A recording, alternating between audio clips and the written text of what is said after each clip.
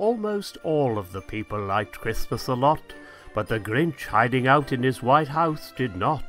He showed little care or concern for the season, sending out tweets lacking logic and reason.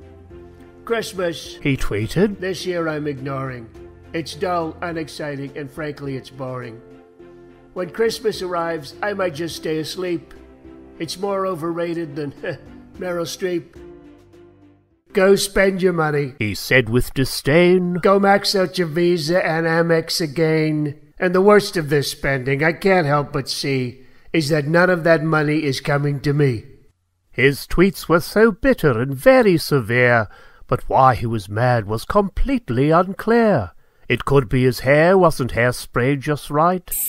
It could be his tie had been tied way too tight. Or maybe his image is needing a tweak, or because he hasn't been golfing all week. It could be the media's constant attack, or merely 'cause Putin just won't call him back. Leave message after the beep. But I think the reason he's throwing a fit is simply because the Grinch is a twit. When it comes to finesse, the Grinch has been cursed. He says what he thinks, but without thinking first. He thought about Christmas, however, a lot, and began to develop a devious plot. He'd use all his power and know-how and gall to stop Christmas coming for this year at all. He knew he could do it, and do it he would. He swore to eliminate Christmas for good. So with paper and pencil he slowly began to list all the seasonal things he would ban. First was the Christmas trees. Silly and trite. I'll get them dropped off to a specified site, and then, all around them, I'll build a great wall. I'll even get Santa to pay for it all. And speaking of Santa, it's time he retired. The Grinch called him up and told him, you're fired. And even the elves the Grinch would not spare. I'll cancel their pensions and medical care. I'll smash all the ornaments, crush them to dust. The little toy soldiers I'll cover with rust. I'll rip up the tinsel and melt all the snow. I'll see that each stocking has holes in the toe.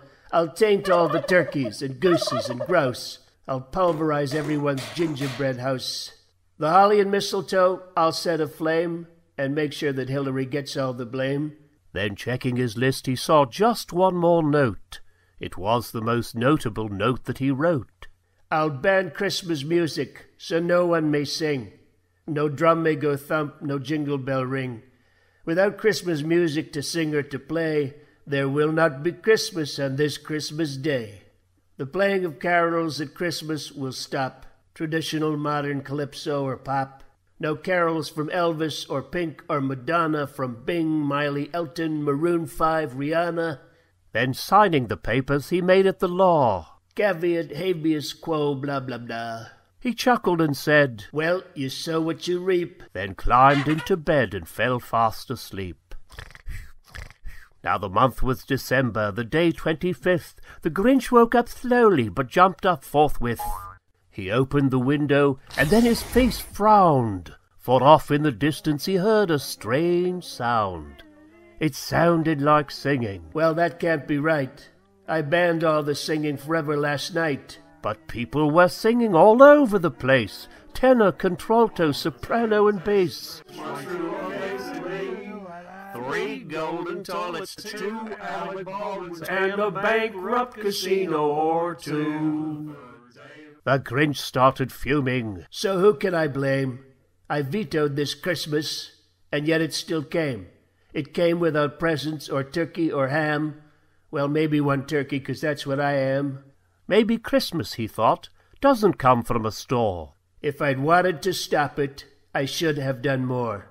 'Cause I am the Grinch. I'm not Mr. Scrooge. But Christmas, of course, is decidedly huge. So the Grinch knew his plans must now be downscaled. Like most things he did, he tried it and failed. So next up his plan must be simply a cinch. A plan that is simple for simpleton Grinch. He closed up his window and went back to bed, while visions of future plots waltzed through his head.